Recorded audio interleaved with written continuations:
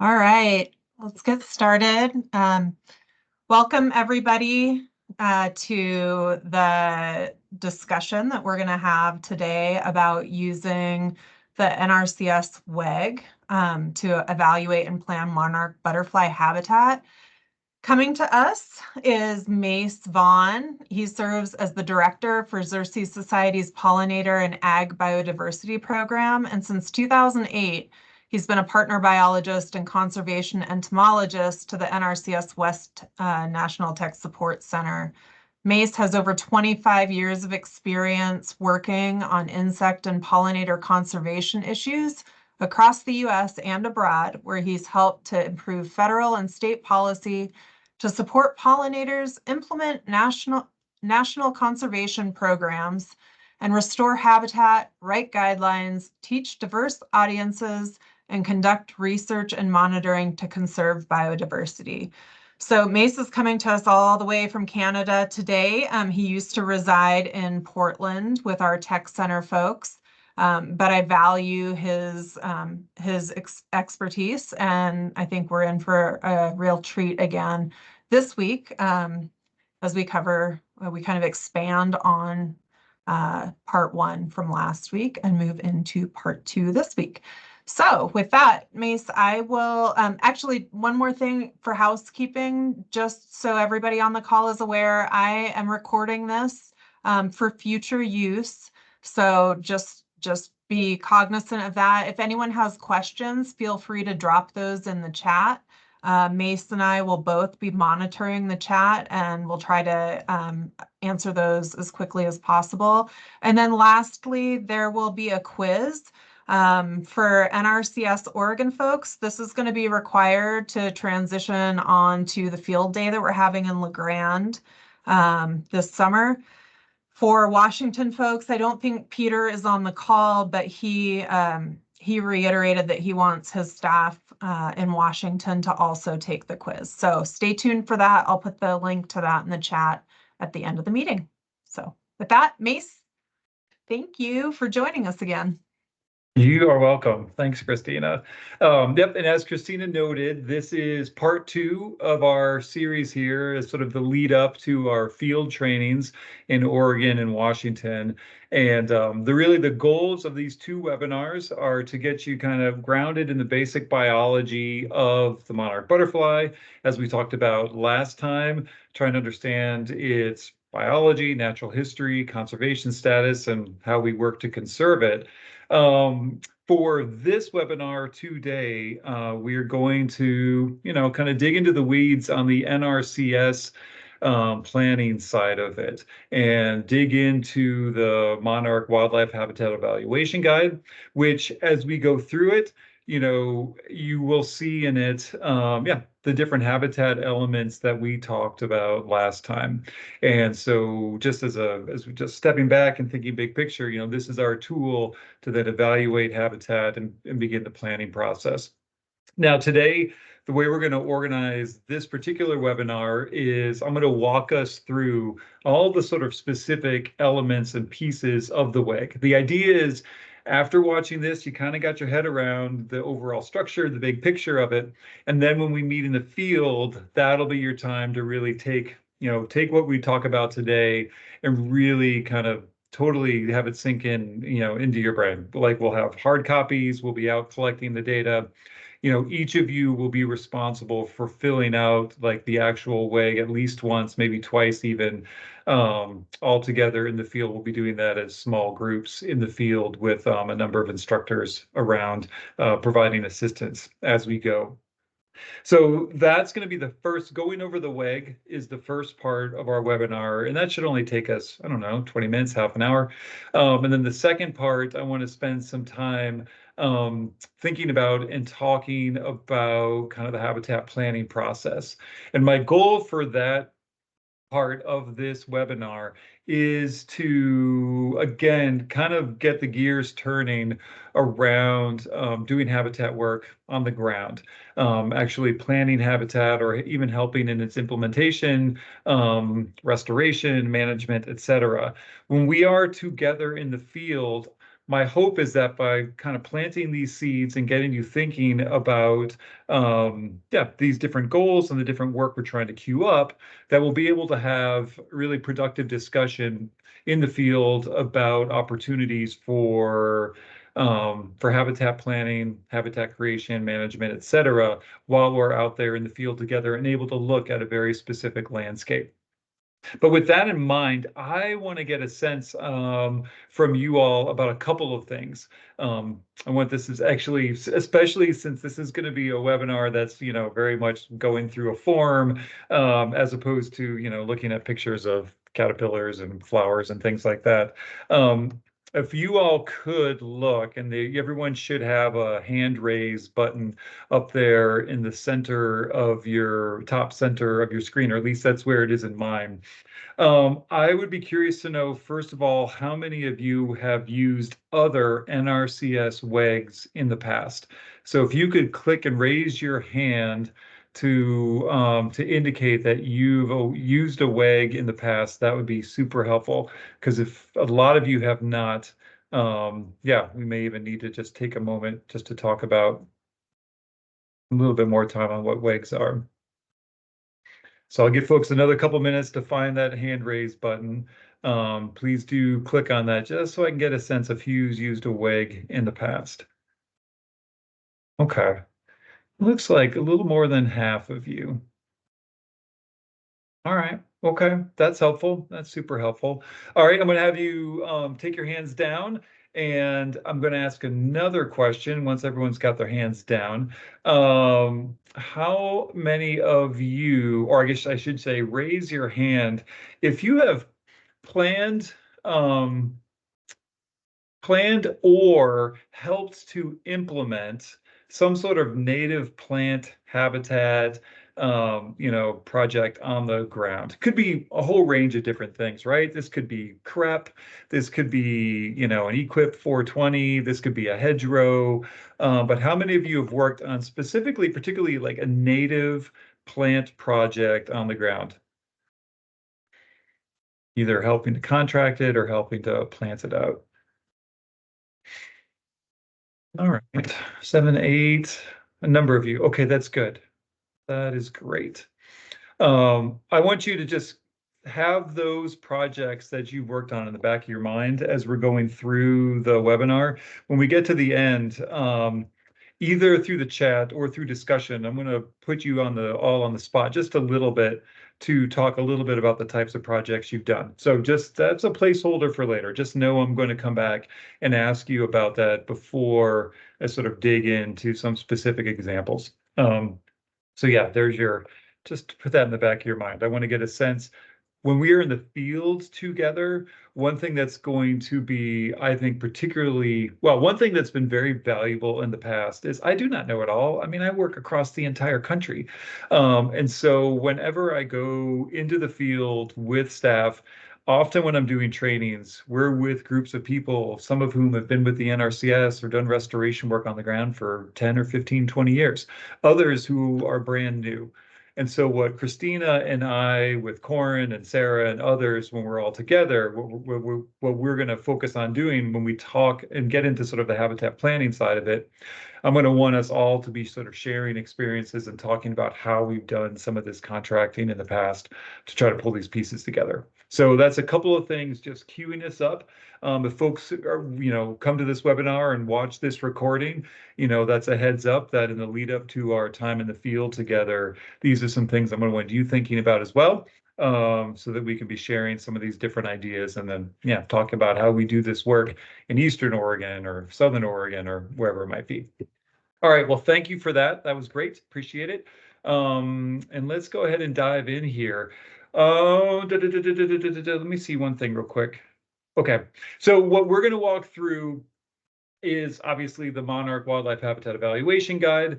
One thing we will have as handouts, and then a new version will be going up on the Photog sometime very soon. There's a whole set of instructions, 11-page instruction guide that kind of walk you through the different elements that we've got here. So After this training, after maybe grabbing the WHEG, if there are questions or things come up, we do have some supporting materials to help in kind of walking people through all these different steps. But I like to think the way we set the data sheet up, as you will see as we dig into this, the data sheet should do a pretty good job also of kind of guiding you through the process. So between the webinar, the data sheet, we've got a set of instructions as backup.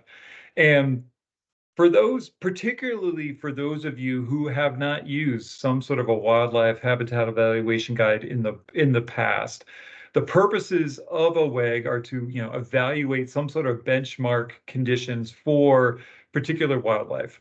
Maybe it's a particular species, maybe it's a group, maybe it's, wildlife in general in a particular land use type, depends on the state. For example, if you've come to Oregon from other states, the WHEGs take a couple of different varieties depending on where you're from. But the core element is to evaluate sort of benchmark conditions, in this case, for monarch habitat. Ultimately, ideally, in my opinion, a good WHEG then presents some sort of management alternatives. Maybe not all WHEGs are really geared towards that, but this one certainly is, where it's very much meant to kind of point you to, hey, what are the things we need to get on the ground and help in the planning process. When this was built originally back in the great grandparents, to this WHEG back in 2016, we really built it with the state biologists in the central states to both serve as an evaluation guide and to help in the planning process. Another purpose is to actually predict then what that planned monarch habitat condition is going to look like and what's going to result from an implementation of a specific conservation plan, and then ideally to monitor if we've kind of achieved a particular goal, like if we've sort of hit the mark after those conservation practices are implemented. So it's meant to be both an evaluation of where we are, a map for where we're going, and then a tool to go back to see if we did a decent job achieving our goals. So that's kind of big picture what we're all about. Let me go back one slide. That's the big picture. That's what we're aiming for. We're going to kind of walk through really, frankly, probably mostly really just the first 3 steps of this process. We won't dwell much on going back to monitor and circle back around. We're really going to focus on this benchmark evaluation and then planning and predicting the outcomes from different management alternatives. All right, so to dig in fundamentally with this tool, we're really, the first step in the whole process is just to kind of pick your project area and pick your assessment areas. We're going to spend a lot of time talking about assessment areas here over the next few slides. So the project area, that's entire space, entire area that's being considered for an overall project. It's kind of, it's not necessarily a property boundary or the whole farm. It's kind of the area that's being looked at. Thought, okay, this is where we're going to work. This is kind of our project. And so typically, we'd like to have then some sort of an outline around here's our overall project area. And this one I set up, this is a new example I put together for an updated version of the instructions. This is from actually over in the La Grande area, just to get a sense like, okay, here's kind of a typical hayfield with a nice little riparian corridor running through it. So we've sort of designated, all right, here's our project area that we're focused on, that we're going to think about.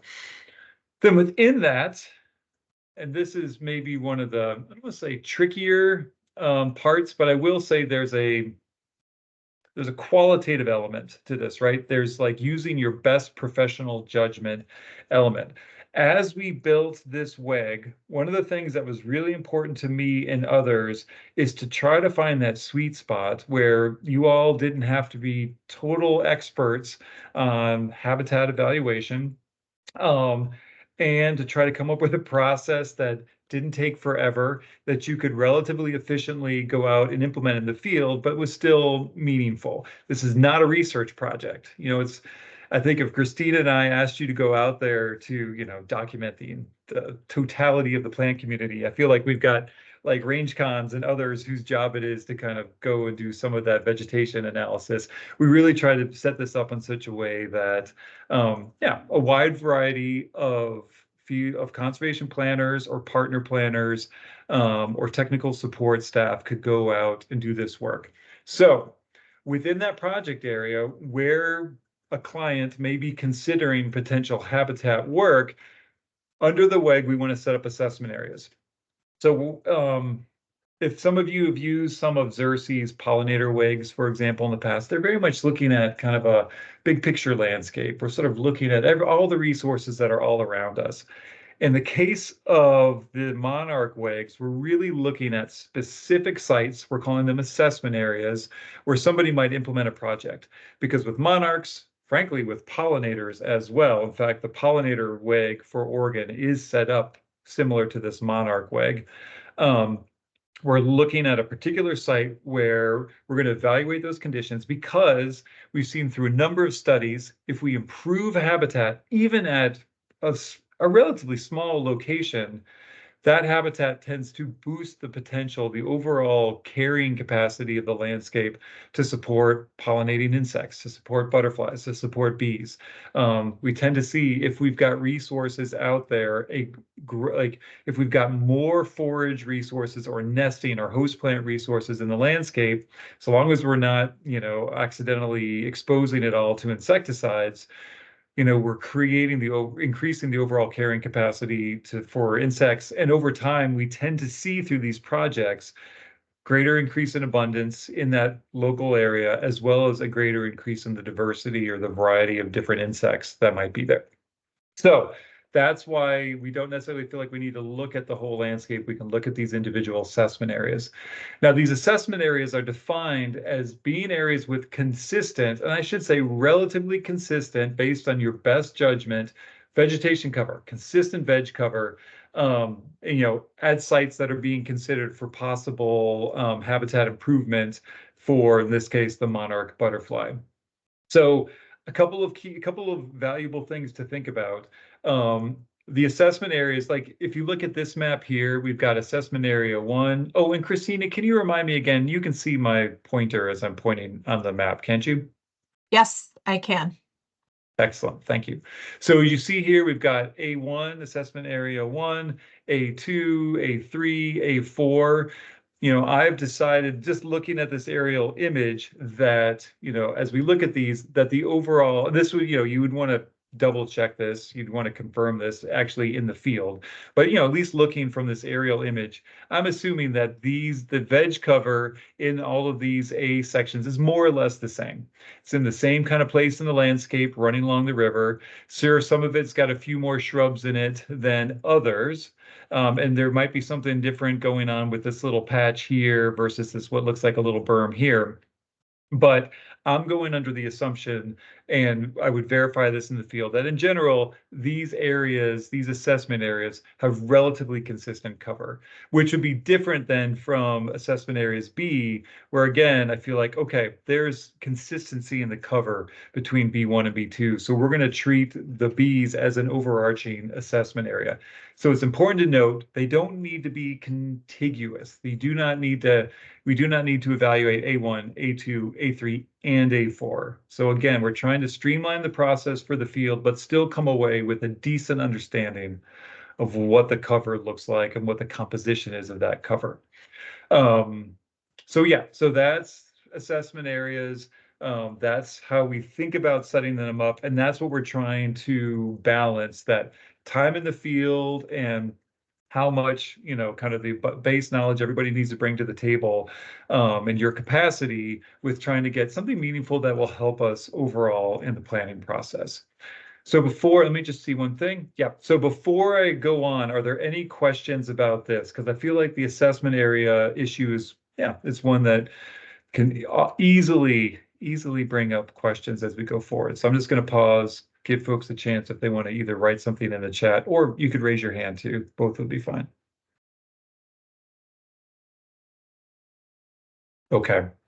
And as Christina noted, as we go forward, as you're thinking about stuff, let me know if questions come up. I will say the other thing we do ask people to do, and I feel like this is a typical part of the planning process anyway, for each of these assessment areas, we want to get at least some decent estimate. I feel like our tools are getting pretty good at this, to let us know what kind of area are we looking at. Just kind of helps us know what we're thinking about and seeing on the ground.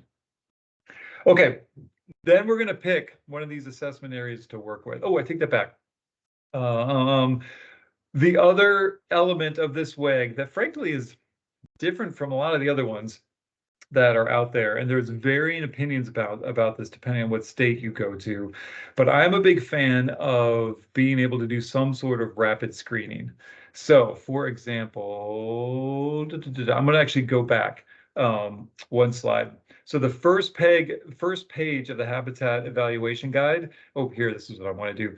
It may be that your landowner, maybe they're thinking, okay, I got an edge of this hayfield that I want to take out, for example. Maybe it's not fitting, it's weird, maybe it gets a little wet. I don't know. There could be all sorts of reasons.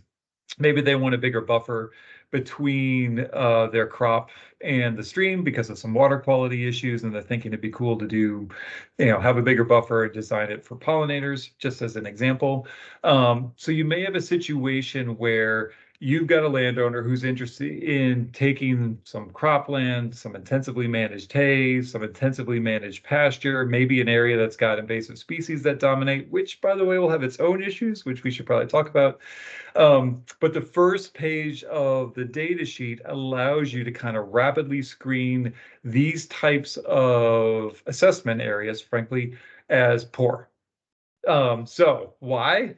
Because I am a big fan of saving your time as much as possible. I mean, if you walk up to something that's like, all right, this is all dissed in, or this is obviously a bunch of tame grass, maybe it's got some alfalfa in it or whatever, it'd be very nice if you could just say, yeah, look, this has basically been managed as a piece of ag land. We're going to take some of it out for a buffer and put it into pollinator habitat or monarch habitat.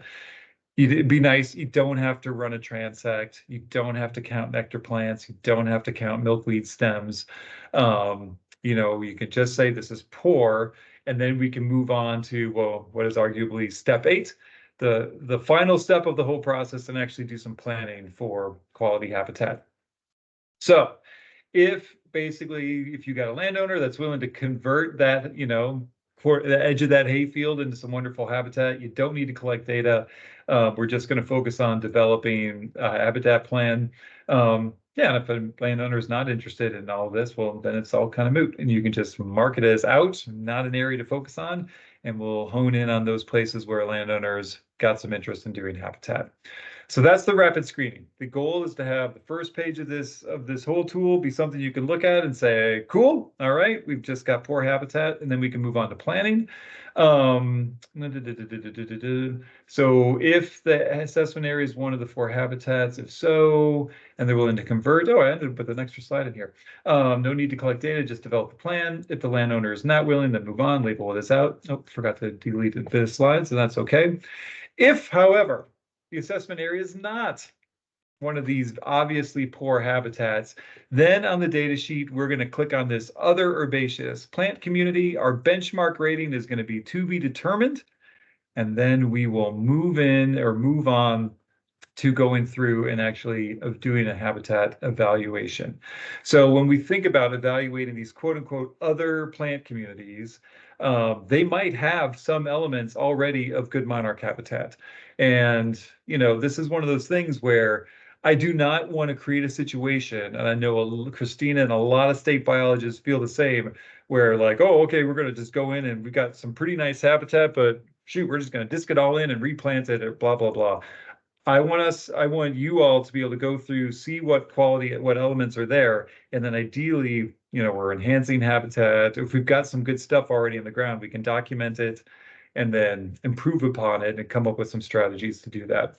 So some of these landscapes, this might be rangeland, or some of the cover, this might be native range, this might be sagebrush, this might be grassland, unmanaged hayland potentially could have, might be a diversity of native plants and some other good stuff. Maybe it's just some passively managed pasture, riparian corridors, which will, I think are, that could be prominent, roadsides, ditches. There are a number of places in the landscape where we might be looking and evaluating habitat. So let's move into this kind of what's involved with this.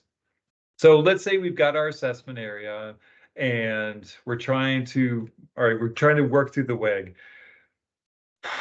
The WHEG itself is evaluating and assessing 5 variables. And basically the next few steps walk us through the process for assessing and documenting these 5 variables. The first one is insecticide risk.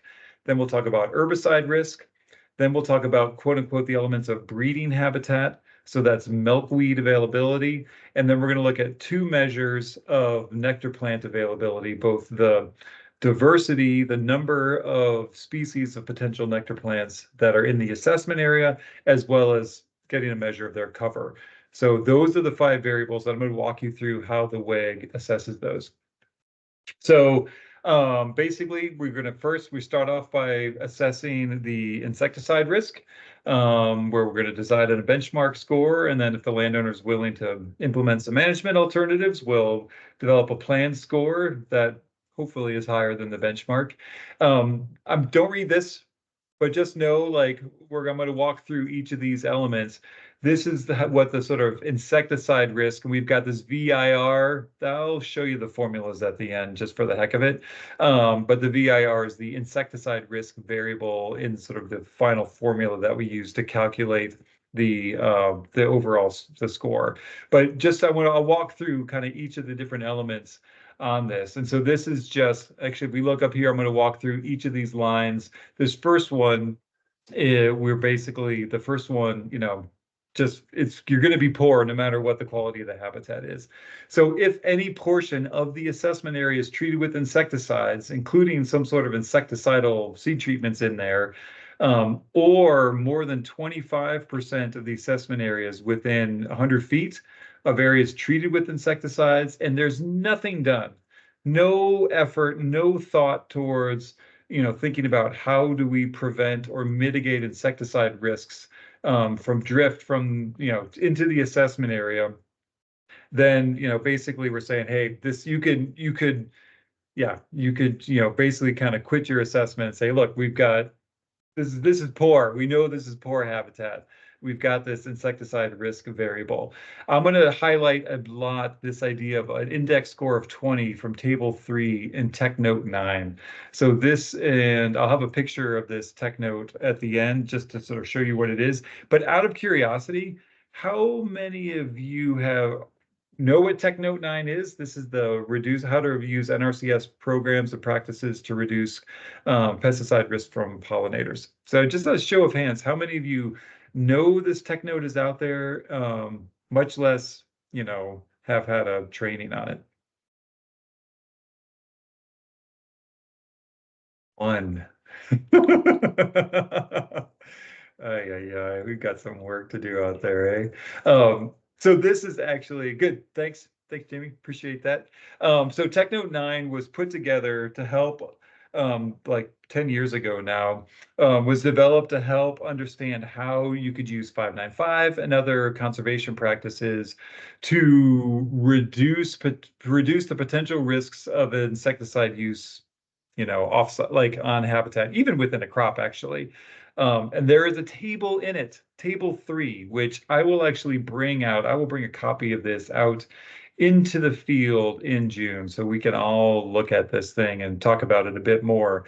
But there's a whole table in here that outlines a whole suite of different mitigation practices, different things. I'll hit on a couple of them at the end of this section, but there are a number of different ways that we can think about helping a landowner, protect a piece of habitat from insecticide exposure. But it's something to think about. Like, it's always a tricky conversation to have, but I think everybody recognizes that insecticide use in cropland, if it moves off site and into an area of habitat, has the potential to expose pollinators or monarch butterflies in the habitat and cause more to kill insects and kill monarchs. And so we also recognize that sometimes we only have some of these edge habitats, and that farmers are kind of interested in creating beneficial insect habitat, but they've also got to deal with the reality of managing crop pests. And so the Tech Note's really designed to try to help find some management alternatives and ideas to help in mitigating that risk. So it's kind of a training in and of itself to go through that, but there's a table with index values associated with different practices. And so if a landowner could implement like 20 points of practices really goes a long way towards recognizing there's a risk and doing at least a few things to try to minimize that risk. So as we move down through this to the next line on this, if again, more than 25% of that assessment area is located within 100 feet of areas treated with insecticides, and then farm management practices are implemented to prevent or mitigate insecticide risks from drift, and using additional criteria to prevent or mitigate these things within the AA with a target index score of 20 from table 3. Can you tell this is written by a bunch of people who have to deal with wonky stuff? Yeah, then that would let you pass. That would get you to a score of 0.5. Oh, I should have mentioned that. And for those of you who've not used WHEGs, as we build them, fundamentally, we try to keep them all within the same range, the same score of 0 to 1, where we build them such that if you can achieve a score typically of 0.5 or 0.5 or higher, that you're meeting the habitat needs and any particular drivers of any habitat, like any important drivers of habitat for a particular species. And so we're saying that, hey, if your site is relatively close, pretty close to a crop field, but your landowner is willing to, or is already implementing mitigation strategies or risk prevention strategies that would equate to 20 points on table 3, then cool. All right, you've met your criteria. You've hit 0.5. If you want to hit 0.7, the next one, you do all the above, and also we see a lot of pretty big drift of insecticidal seed treatments when they go in the ground. We end up seeing contamination from a bunch of studies pretty far outside of fields at low levels, anywhere between sometimes lethal to sublethal levels, kind of spread out in a landscape. So if the landowner's not using insecticidal seed treatments on their crop seed, then you get a couple more points. So you're getting 0.5 above. We'll say you're now going to be achieving a score of 0.7. If you've got all of that, but now you're implementing 30 points of mitigation, if that landowner is already doing enough to offer 30 points, you can get to a 0.85. And if your site is just more than 100 feet away from any area treated with insecticides, hey, we'll just call it good. You've got full points, the full 1 point for that variable. So these are some of the things we're thinking through and trying to achieve. I mean, fundamentally, if we hit 0.5, generally we would call that good, but it's always good if somebody's interested in putting monarch habitat on the ground. Yeah, we want to be thinking about how to protect it from insecticide exposure. And this gives us some criteria in table 3 and tech note 9, gives us some details and some specific things to think about to move forward. So this is what tech note 9, this is the cover of tech note 9. This is the link to it. I was looking in the last 2 weeks and this link is down, and I think there's a chance that that'll come back up. This techno, I've just been working with the West Tech Center and with headquarters to actually update it and develop a revision of it. Some of you may have heard there's a new MOU between the NRCS and the Environmental Protection Agency, EPA, around pesticide work and pesticide risk mitigation in general. And so a number of tech notes, this tech note 9 here on preventing and mitigating negative risks to pollinators is being updated at the same time that tech note 5 is, which is, I think, more geared towards water quality. So I think these are both in the works, and I don't know. This maybe I should check in with Lindsay Haynes at headquarters to see if it's just a fluke that this is down or if it's down on purpose. I will work with Christina, though, to make sure we get the current version of this up, and it may already be on the Oregon Photog, but it's a pretty straightforward document to get up on the field office technical guide. And then some of the things it might point to is, maybe it's where landowners are using precision application technology. Maybe they've got drift reducing nozzles, or they're using drift reducing adjuvants. Maybe they've got hooded sprayers or boom sprayers that they've lowered really close to the ground, as low as they possibly could. No spray setbacks into cropped areas is a strategy. So you've got sort of a spray-free buffer inside the crop area. So maybe there's a little bit of risk to the crop along the edge, but you've got that protection. Maybe you've got field borders or vegetative spray barriers, like a windbreak or a hedgerow designed to capture drifting particles, drifting droplets, not for habitat. Or maybe you've got some other buffer. I mean, frankly, in some cases, so long as it's, I guess it doesn't quite work. I was going to say sometimes we see growers who just only spray their edges because they've got pests that are coming in from the edges. That's a nice practice for reducing use of an insecticide overall and being targeted, which I like. But if that edge is right next to your monarch habitat, it's not going to be super helpful for protecting that habitat. Anyway, these are some of the things that a lot of our growers are already doing, but these are also things for us to be thinking about and talking about as we go forward. Let's see. All right, then we move on to herbicide risk. I'm a little less worried about this one. This one should be a little bit more straightforward, certainly less complicated. As we look at the criteria, basically, if the assessment area is treated with or subject to drift from broad spectrum herbicides, yeah, you just get a low score. I would like to think that that is very unusual. That's what I'd like to think. And I'm pretty sure it is, but it's just something, again, we're going to put it in habitat. Who wants to plant a bunch of habitat and then just have a bunch of glyphosate drift into it accidentally and burn a bunch of those plants down? If the assessment area is treated with or subject to drift from select herbicides that don't affect milkweeds or other nectar plants, think grass selective herbicides that maybe somebody's using to deal with some sort of grass, invasive grass species or weeds or whatnot. Yeah, it's not perfect. There's a lot of grass that we want to have in these habitat plantings to be able to keep weeds out and whatnot. But still, we're going to say that that's going to pass if you've got some use adjacent. We're just not as worried about it. And then basically, if you don't have any herbicide, use in the assessment area, then you get full score. I want to emphasize one key point. If we are dealing with weed management in halfway decent habitat, that's not an issue. Like, oh, thank you. Thanks, Christina, for putting that link to TechNote9. Awesome. If you are spot treating out, patches of weeds, let's say you've done a pretty good job, you got an area that's actually not bad habitat, but you got a couple of weeds in there, spot treating is fine. This is really drifting from some sort of adjacent herbicide use that could damage the habitat. So I just want to emphasize that point. Like, I do not want this process and this habitat evaluation guide to discourage somebody from going in and just going pew pew pew and trying to very targeted in a nicely targeted way just make sure that they're keeping some weeds out from that might become much bigger problems if you didn't go in there and just maybe use a little glyphosate to kind of knock a few things out. But again, the key is spot spraying targeted, dressing invasive or weedy species in a habitat area. All right, cool. All right, okay, so that's herbicide, we've got insecticide, we've got herbicide. This is all on page 2 of the data sheet, which brings us to page 3. And this is where we start. I don't know, this is where it gets kind of fun. You start pulling out some tape, we start getting some pin flags out. This is where people, I don't know, this is where it gets more interesting.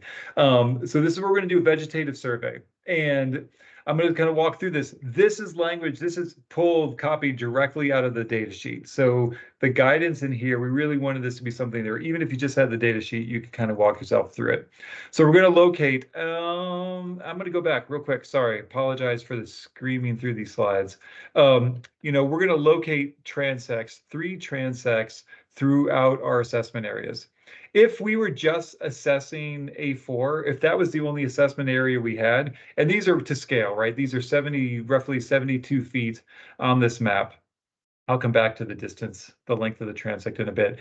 If all you've got really is room for 1, and it'll do the job to help you assess and sort of document the habitat conditions, that's fine.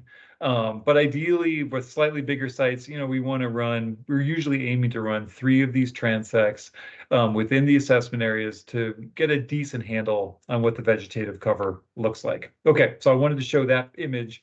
Now I'm going to screen back down. Here we go.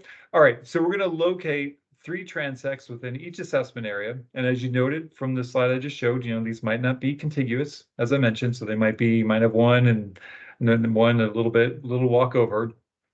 And then if size allows, we're going to stretch a tape, measuring tape 72.6 feet out, noting the location of the starting point, which we'll document here, the starting point for transect 1, and then the direction, the compass bearing from that starting point.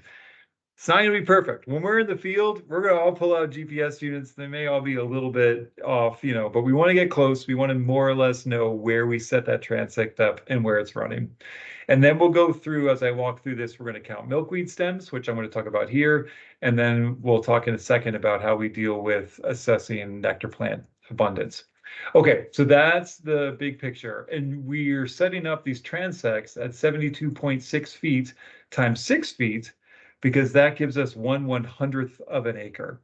So it helps. It's, if you got 100-foot tape, it's easy to measure out 72.6 feet. And then we can sort of take this count, and if we just multiply the number by 100, we'll have a count of, say, milkweed stems per acre, which is just a useful and convenient way to track data. And for those of you who've done belt transects, the length can be a little bit different, but that's the logic for this particular length and width, the 72.6 by 6 feet. Okay, let me just walk through. This is the big picture, and this is, shows here are the instructions and kind of tells you how to set the transects up. Here's where we're going to enter data. But let's go through and walk through the process. So we're going to choose these starting points, like I mentioned. We're going to note the GPS coordinates. From each starting point, we're going to send off a transect in the direction that best represents the vegetative cover of the assessment area. Again, it's your best professional judgment. Like, it's one of these things where you're going to look and think, okay, what best represents the overall cover on this site? And we'll practice doing this together in the field so you've got that sense of it. I mentioned already 72.6 feet long, 6 feet wide. Single transect is okay in a small assessment area. We're also going to establish, at the same time that we set up the transect, we're going to set up quadrats along the transect, where these are going to start at 10 feet, and they're going to start at 40 feet, and then at 60 feet. And then we're going to create a 6-foot by 6-foot square, for this process. And ideally, we've got some way where we can mark out these corners. Like, we'll try to bring one thing Christina and I will work on with Corin and Sarah and Jonathan, and maybe some of you, is to bring out a number of like pin flags and other tools that we can use to both help mark those corners, but also having things like range sticks or yardsticks with us to be able to measure out the 3 feet on either side of the transect as we go along. So we're going to set these up. So we'll have these all placed out in the field so that we can, so we can go through and, as you'll see in a moment, collect some data. All right, then this is just walking through the process. We're going to walk down that 72.6-foot transect, and we're going to count all of the milkweed stems that are there. So our goal, of course, is to find a couple spots where we can do that with you all. If they're super abundant, maybe you just walk up one side, so you're only looking at 3 feet at a time, and then come down the other side. I always like it when you've got a lot of milkweed out there. That's fun. But it also means probably a pretty good site. And then we're going to enter the total number of stems for each transect in the data sheet. So those are going to go, come on, there it goes. Those are going to go right here, number of milkweed stems for that particular transect. Okay, and that's, so we're still working here on transect 1.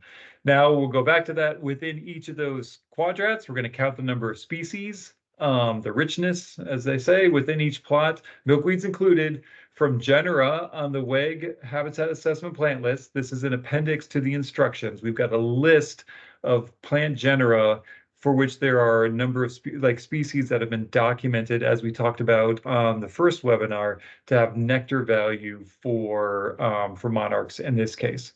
So we're going to count the number of species we see in each quadrat, and we're also going to estimate the percent cover of those nectar species as well. And that's just, we're looking at total cover.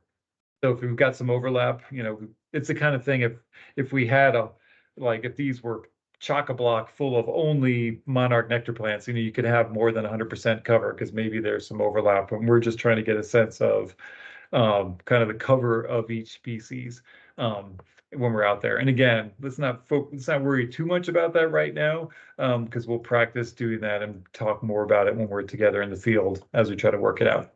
And then we're going to write down these numbers in the corresponding cells of the data sheet. So at 10, 40, and 60 feet for transect 1, we'll put down the percent cover and the number of monarch nectar plants, and then we'll do that for each of those. Pretty straightforward. Keep going here. And then here's just a screenshot of most of the nectar plants currently, nectar genera, that are in the Appendix A, the nectar plant list for completing the habitat evaluation guide for evaluating habitat on the ground. We've got a different list for planning and planting habitat, which we'll probably talk more about actually when we're all together in the field. Anyway, so we're looking for this genera from Oregon and Washington. In only one case, I think, some of these are more common in the north, some of these are more common farther to the east. Some of these, Monarda, for example, are only found in Washington, at least according to the plants database. But anyway, these are the species or the genera that we're looking for. And there are other resources that are out there. We'll bring copies of a bunch of these just to hand out when we're all together. But there are a number of resources to help with nectar plants. But really, we just took data from all of these and the Monarch Nectar database that Xerces and NRCS manage, and that's ultimately what went into this list. All right, and then we do this again. We do the same thing, set same kind of transects up for transects 2 and 3, and collect and enter the same data. What's nice is that, although like some of you may have heard with me chatting with Christina at the beginning, our data sheet's a little bit glitchy at the moment, but the data sheet will basically collect, like average the data and help us in filling out and generating the score. So if we, for example, have gone through and noted maybe we've got some insecticide issues and some maybe the herbicide's fine, but there's maybe a little bit of insecticides that's not so good. But we've got this data on an average of 2.3 milkweed stems per transect, and only what have we got here, 4% cover and less than 2 species on average. That means for our benchmark score for breeding habitat, which just focuses on milkweed, and nectaring habitat, which just focuses on nectar plants of diversity and cover. For both of these, the question is, do we have a resource concern? And the question mark, I think, is important because it helps it be less confusing. Yeah, in both of those cases, we've got a resource concern for both breeding habitat and nectaring habitat, and the cumulative score when we combine them all together. We've got a resource concern. So if we did these transects and it had these values, and we had some, insecticides weren't perfect, we got a resource concern. So we've got some work to do in order to plan and, higher quality habitat. I'm not going to worry about these. This also shows the formulas for how these scores are generated using the insecticide variable and the herbicide variable, in this case, the milkweed density variable, or insecticide, herbicides, and then the foraging cover, percent cover, and species richness. Like we could talk sort of over a beer about how we generated those, but I put them in there just so you know where these magic numbers come from and how they're generated. But the gist of it is we're trying to set this spreadsheet up so it'll do the math for you. Question? All right. Yeah, go ahead. Can you go back to that sheet you just had up there? Under column 10-foot percent cover Monarch, you have a 2. Yes. What's that mean? Let's see. So let me see this one here. No, it's the over to the left under 10 foot. It has percent cover Monarch plant, and you put 2 in there. Excellent. Good. Okay. Yeah, no, great question. So in this case, each of these, that means that if we were looking at the quadrat, I'm going to go back to here. So if we're looking at this 6 foot by 6 foot quadrat, and we're looking down from the top, just to put that in perspective, what this is saying is that 2% of the area of that quadrat, only 2%, is actually covered, as you look down, actually has monarch nectar plant cover. So at the 10-foot quadrat, 2%, at the 40-foot quadrat, there's 8% cover. At the 60-foot, there's only 5% cover. The rest of it's maybe bare ground or grass or something like that. So that's saying that of this one species here, so this is our number of nectar plants, number of species of monarch nectar plants. We're saying that in the quadrat, there's only one species of nectar plant, and it only covers 2% of the area of the quadrat. For this one, we have two species, and those two species combined are covering 8%. And just to follow the last one, we've got 3 species, but they're just little tiny things and only add up to 5%. How does that? Thank you. Yeah, that makes a lot more. Okay, good. Yeah, Thank you for asking. That was confusing. No. Are you kidding me? That's where my goal, my hope for all this is that you kind of this all washes over you, all of you, and then when we get on the field and we're actually collecting the data, then all of a sudden all these pieces are gonna, I think, make sense. But I appreciate, Mark, you raising the hand and asking. That's super helpful, I think, because I guarantee you somebody else is going, what are these numbers? So these are all fake numbers. I just put these in here just to have an example in the spreadsheet, just to make that clear. And that leads to, those numbers lead to generally poor habitat. Like, we're trying to get better than that. And you'll see what we're aiming for in a moment here as we talk about planning. So again, if the condition is already good, if those scores were 0.5 or higher, hey, we do not have a resource concern. Things are looking pretty good. Maybe we'll try to just make sure the landowner knows that's good habitat, and we should be thinking about protecting it from any future insecticide exposure and things like that. But generally speaking, it's overall good. However, if the benchmark, like the example we just had, is poor or fair, so less than 0.5, or if either the breeding habitat or the nectar habitat, so if one of these, maybe we had a bunch of milkweed, and so that looked good, but boy, our nectar cover was really poor. That would tell us, okay, great, we've got good breeding habitat, but we really need to boost our nectar habitat. One thing I'll point out too is a reminder, when we're out there in the field, that milkweed is a killer nectar plant. So one thing can be confusing, if you did have decent nectar, like decent milkweed cover, and they weren't showing up in your quadrats, I don't know, that can be challenging. I don't know. It's just important for us to be thinking about this density and just recognize as a reminder that our milkweeds are good nectar plants. But let's say it's poor. That's what they've got. So now we need to develop a conservation plan, and we need to think about these habitat needs.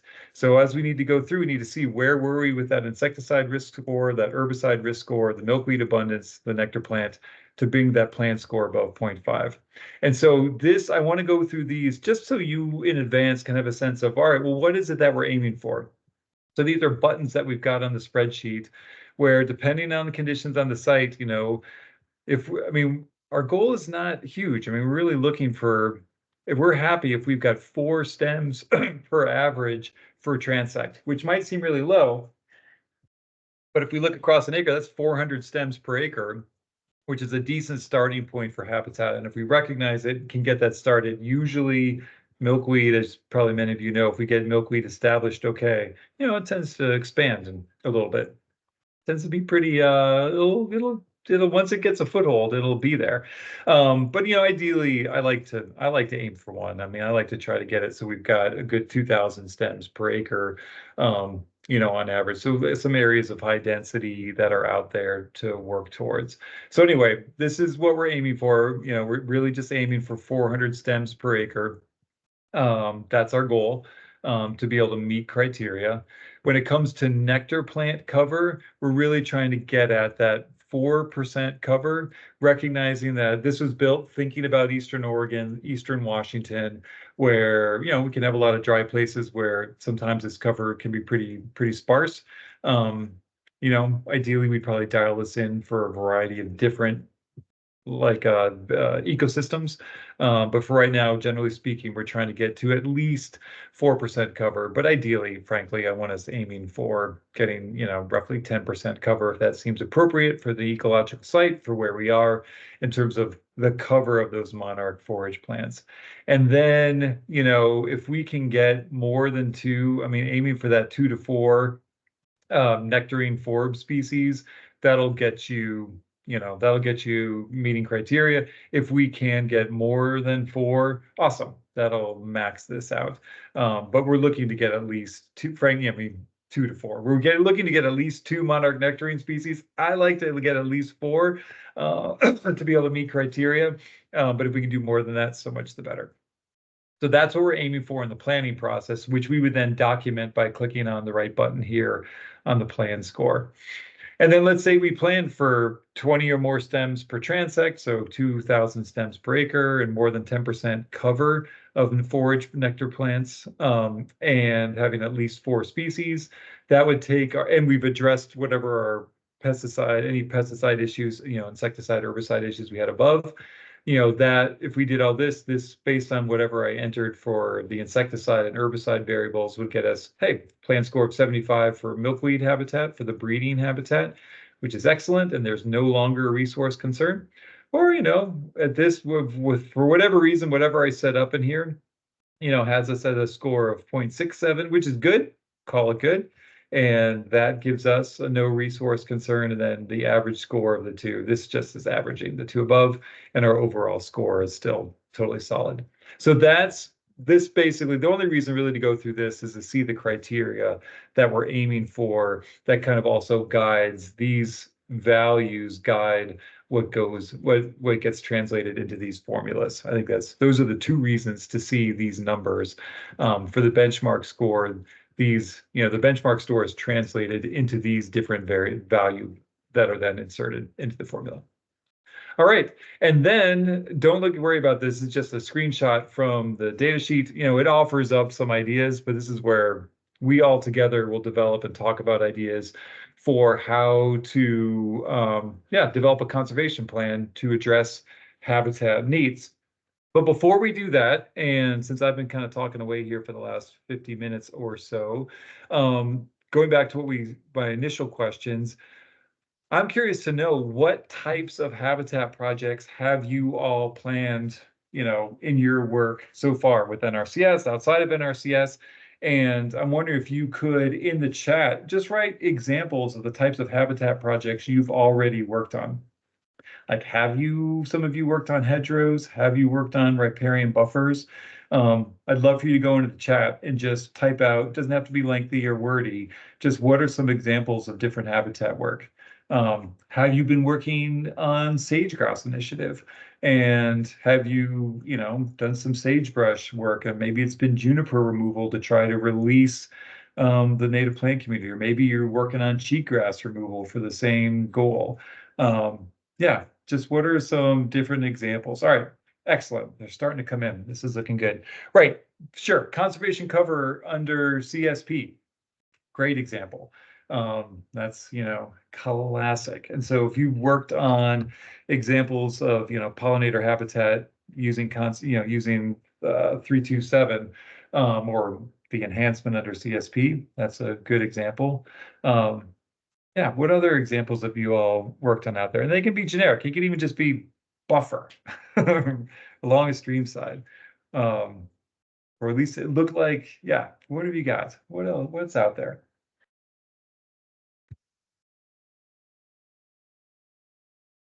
All right. Okay, excellent. Thank you. What was that? Kaiza? Yeah, pollinator habitat, hedgerow plantings. Super straightforward. Hedgerows are, yeah, we're going to show some pictures here in a second, but I think a pretty straightforward way to at least get a nice chunk of habitat on the ground. Do a ton of these in California, and I'm super psyched to see more of them happening in Oregon and in Washington. Have a lot of habitat work. Oh, sweet. Okay, in the Palouse and Pendereal County, excellent. So wetland restoration planting. Yeah, some of this Palouse eyebrow habitat. Oh, right, totally. Yeah, all of these are kind of great places to be thinking about. I am loving the living fence. Like this is something I'm trying to see more of in several states. We're talking about it a lot in Nebraska and the Great Plains. I've been talking with folks in Wyoming about this. But I would even argue taking the idea of the living fence, thinking the windbreak, the snow break, incorporating some 420 in between rows of shrubs as a way to kind of double down on that, I think is pretty sweet. We got Jonathan talking about field borders focused on pollinators with CSP, a few riparian plantings. Excellent. Okay. Yes, yes, yes, yes. Wildlife management. Right on, Jamie. Okay, we've got for upland game birds. All right, fantastic. So as we think about habitat for upland game birds, um, a key element to that is that native plant diversity. A lot of times with game birds, we're thinking more, at least in my experience, I see a lot of talk about structure. But when we think about adding and maximizing whatever native plant we can get into those landscapes, that's actually attracting and growing a lot of insects. And for a ton of all of our game birds, actually, insects are a critical food source, particularly for their young, and they can really increase production of birds in the landscape. Just got to get more caterpillars out there is what we're aiming for. CTA, right? Custom seed mixes for landowners looking to increase forb diversity. Right on, Christina. Gotta love a little CTA. But yeah, totally. These are all. This is good. Good, good, good. Okay, this is exciting for me. We got a lot of things that all these examples, every one of these examples that you all have laid out, think about them as we, in the lead up to us meeting the field, think about what worked, what didn't work, because that's what we're going to really dig into in the field together. So building on this, I just put together a bit of a slideshow on sort of different project areas that have been looked at. I mean, this is a weedy mess right here. But again, field borders in and around drainage or irrigation ditches can have, I mean, this has had a lot of milkweed in it, and had a lot of weeds in it too. So it needed some work, and it was right next to a crop field, the sugar beet field. So we needed to think about insecticides exposure, but still, field borders, field edges, just, classic 327. I mean, this is yeah, this is out here in southeastern Idaho, just a bit of pasture back behind someone's house. But we were looking at potential habitat out here, and this had already been planted, with blanket flower and a bunch of things. Hedgerows, and hedgerows can take a whole variety of forms. Obviously they've got to have the key hedgerow structure, and this may end up being, this was a hedgerow back in the day. This might be more classified as a 420 planting these days, but here's just a strip going out, a couple of strips of plants planted in a hedgerow type format. Sometimes it's just a 420 planting with a bunch of plugs. We do a ton of this work right now in Eastern Washington and a lot of the orchard country, a lot of tree fruit country up there. They take a whole variety of forms. We've been doing a lot of planting around irrigation ponds and water holding areas around a bunch of orchards. That's been a big area of growth in the last few years for us. Pivot corners become an area, like it's a little hard to tell, but here's the edge of your pivot. Here's a big pivot corner, and this was just planted in snowberry and rose. Not specifically geared towards monarchs necessarily, although the rose would be all right. But just this landowner wanted to get a bunch of shrub cover and to keep weeds down and just have some dense shrubs doing something in that landscape. Oh, nice. I'm just seeing Kelly, yours in here, native hedgerows as windbreak and pollinator habitat. Exactly. Let's capture some drifting snow too and some other things depending on where we are. Grab some water. I like that.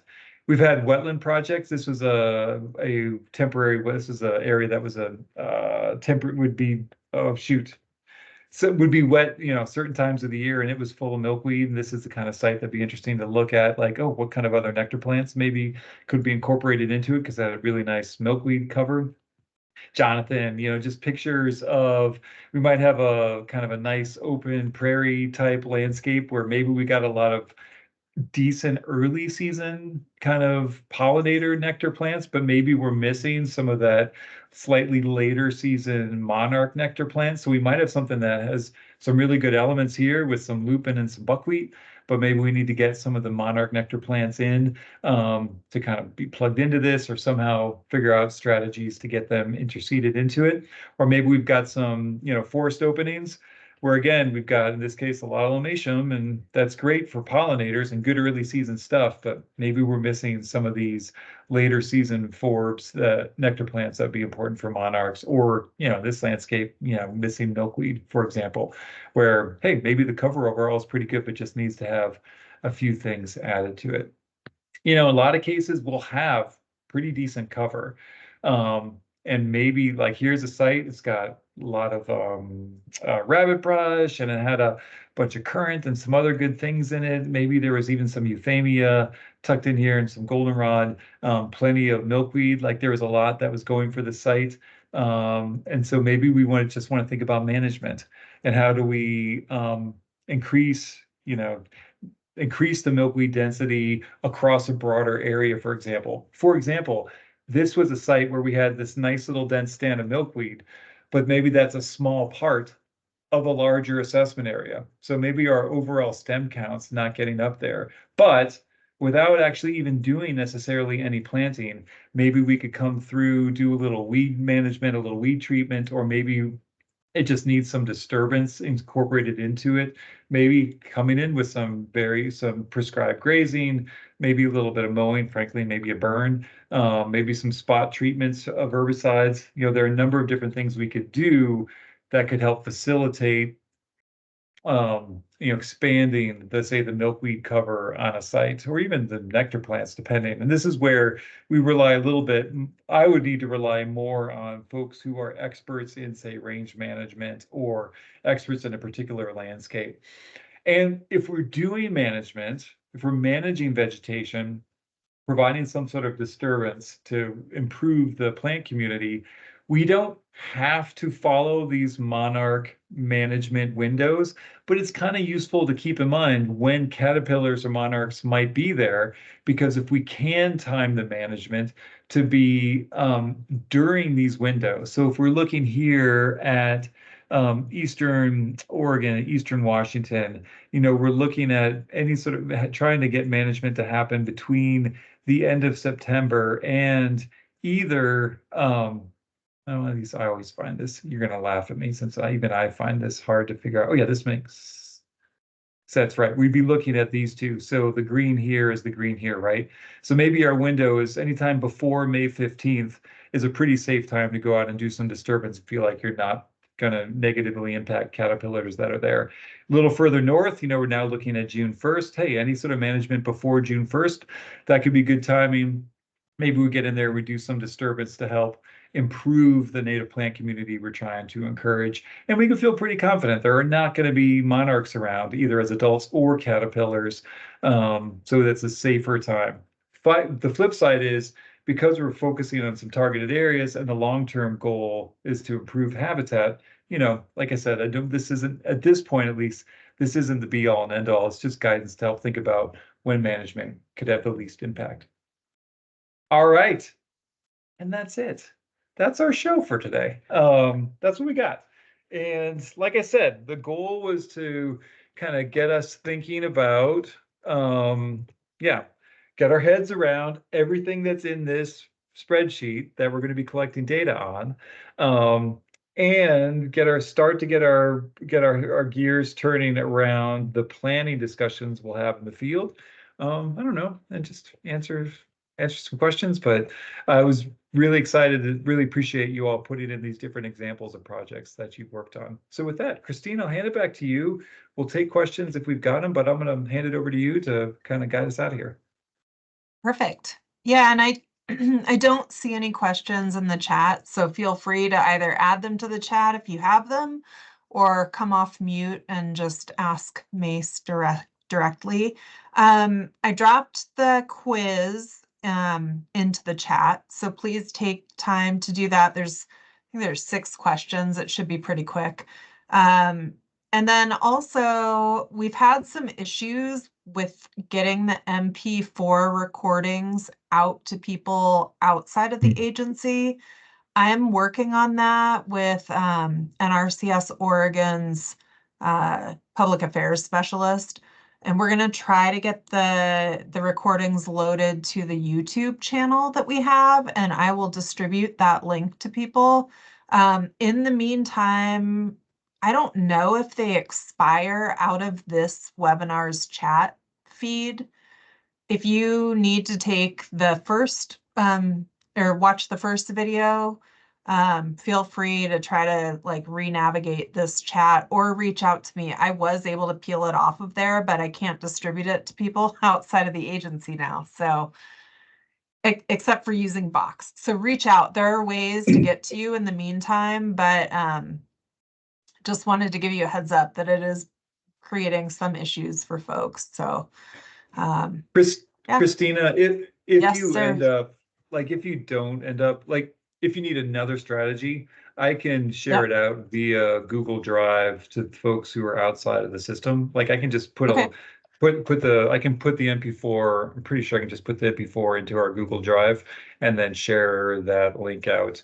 Cool. People may end up needing to, thanks, Jonathan. People may need to ask for permission to view it. I may have to give them permission, but that should be easy. Okay. Yeah, no, just reach out. Like, long story short, reach out. In the meantime, if I can figure out a better way to get it out to you, or if our public affairs specialist pulls through and gets it on our YouTube channel, I'll send that out to folks. Yeah, sorry, Jonathan and crew. I oh no, I must have totally messed that up. That's what I get. Sorry, Yeah, that's what I was Jennifer. just gonna say.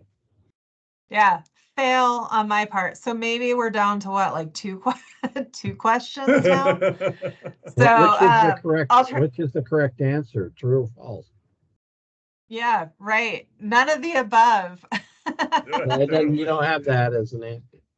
Yeah, C, no, I'll try probably to fix that really quick. Don't worry about it. For those of you who are taking the quiz right now, I'll be able to see your entries are time stamped on my end, so you get a pass. But for anybody looking to take it here in the future that wasn't on this webinar, they're gonna get the accurate questions to answer. So, all right. Well, Awesome. with that, I will end the recording. Unless anyone has any last minute questions, I'll go ahead and stop and